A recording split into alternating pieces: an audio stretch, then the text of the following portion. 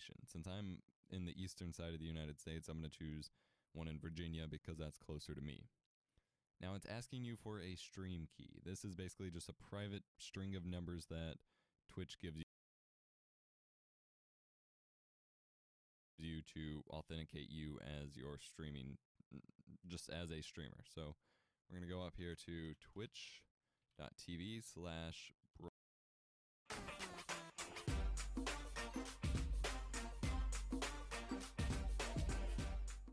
Man, these tits are the realest. Tits are the realest. You want me to bounce my titties? These actually aren't fake, believe it or not. I think it's more so the shirt. They look a little fake when I stand up. But man, I have nice titties. I bet you you know why I probably have nice titties? I'll tell you why. Mom, you gave birth to twins, and it's like, isn't it? It's hereditary. It's a hereditary thing, like the chance to birth twins. So maybe I have big titties because there's a large chance of me having twins. When you fuck, do you use your boobs as buns? I'm sorry, could you repeat the question? I don't understand what that means. I don't...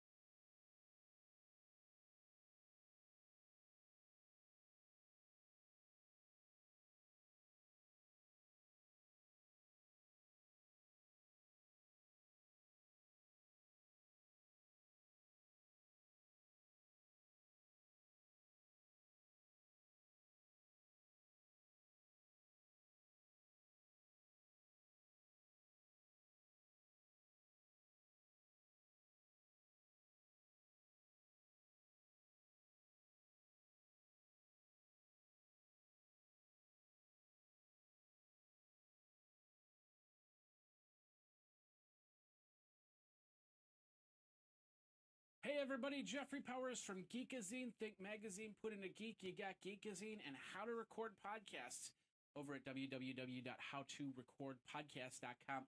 And I've got a great tutorial for you on how to actually do the live YouTube streaming. Now, last week,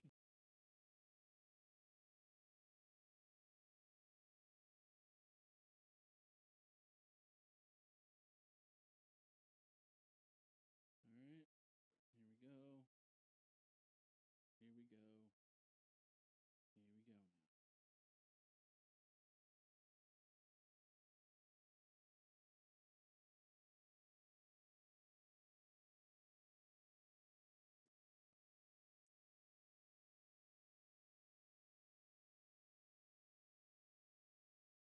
Ladies and gentlemen, okay.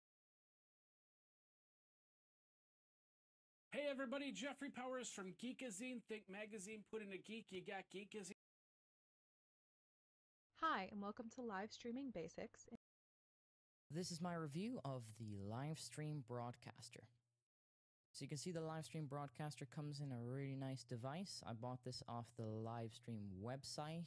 They'll ship it to you internationally, and it cost $495. Now I'm going to actually use this device to live stream mass in a church. This is really nice because it's nice and small and portable and doesn't take up much space. You can see here the device was on the top, and here is just some documentation saying that you bought the device and some terms and conditions. There's no user guide or anything, any document like that, which some people might find a bit annoying. The only instructions you get are the instructions that are on the side of this box here, the accessories box. But it is very straightforward to use anyway. So it comes with a number of different accessories, and I was quite surprised with this. That's a nice carrier bag, which is very, very nice. So to protect it when you're on the move, because if you're using a device like this, you're obviously going to be traveling. They've also included international chargers, charging adapters. You've got European ones, you've got UK and Ireland. and you've also got the US in there as well. This is really nice, and they've really thought about, you know, who's going to be using this device. They've also included a small Ethernet cable, which isn't too handy, but it's nice that they included one nevertheless. And you can see there's the power brick. You just very easily snap the right adapter in there if you want. Takes a little bit of actually screw in, and there's a live stream sticker if you're interested in doing some free advertising for a live stream. So here you just screw the little adapter into the camera mount, and on the other end is like a shoe. So if you're using a professional camera that has a mount for like an external flash, like on a DSLR or a shotgun microphone, you can use that adapter. It's got an OLED display on it there that you can see. It's not the biggest display in the world, but you don't really need a big display on a device like this. Really, really nice.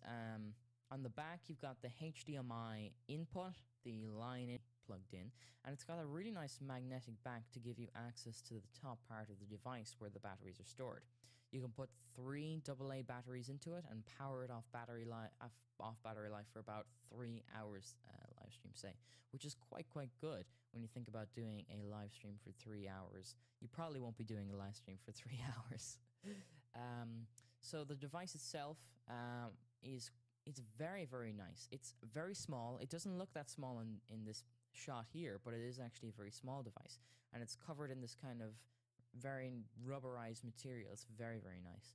So you can see here, I just plugged in the power and the Ethernet cable into the device, and I am also going to plug in the HDMI cable into it. I'm using a camera here, which is the Canon Legra HF-R205. Now, this camera I would highly recommend. I don't think they make them anymore, but there's a successor to it, which is the R306. A brilliant, brilliant camera, and it's got clean HDMI output, so you don't get any of the menu items on the output, which is really important when you're using a device like this. I was actually quite lucky when I was choosing the camera, because at the time I just needed a camera and I didn't really think about the clean HDMI output. This is probably one of the cheapest cameras you can get with a clean HDMI output, because most cameras with clean HDMI are much more professional or more expensive cameras. So you can see here I'm booting up the device. Takes a little while just to start up and get going, and then it asks you to put in some information or to connect to the internet. This has got Wi-Fi, Ethernet, and also you can stick a 3G or 4G dongle in there.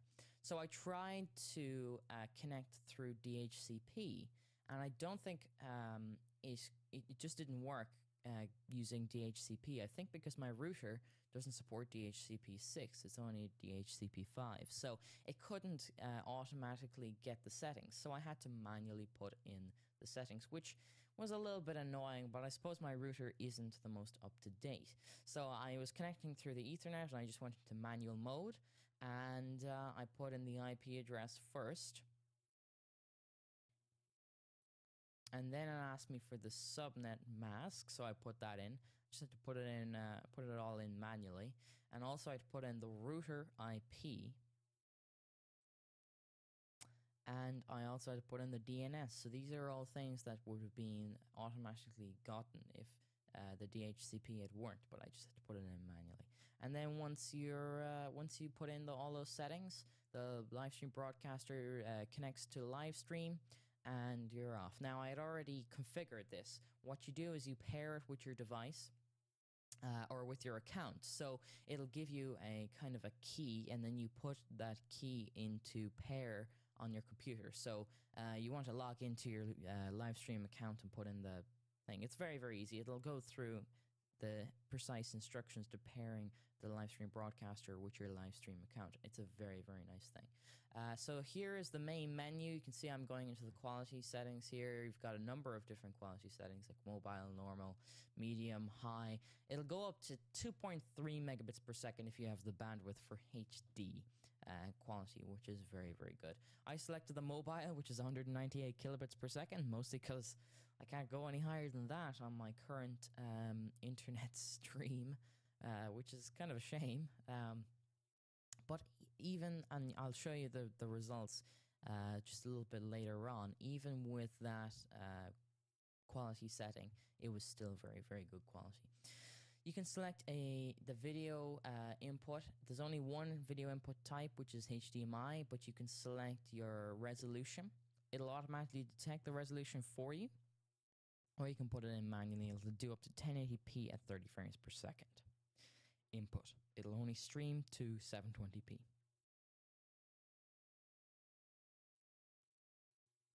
And then you can also select the aspect ratio. It'll automatically do that, but if you're having a little bit of an issue, you might want to set the aspect ratio manually. You can also select your audio input. Now, this is something that's really cool. You can select the audio source from the HD.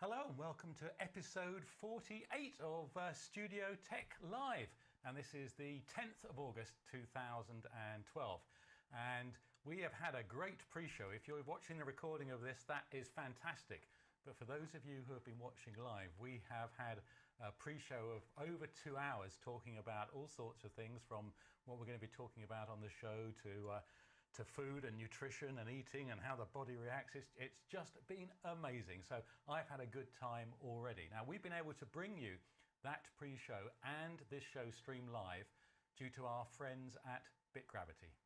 BitGravity provides the bandwidth for all the TTFN TV live streams.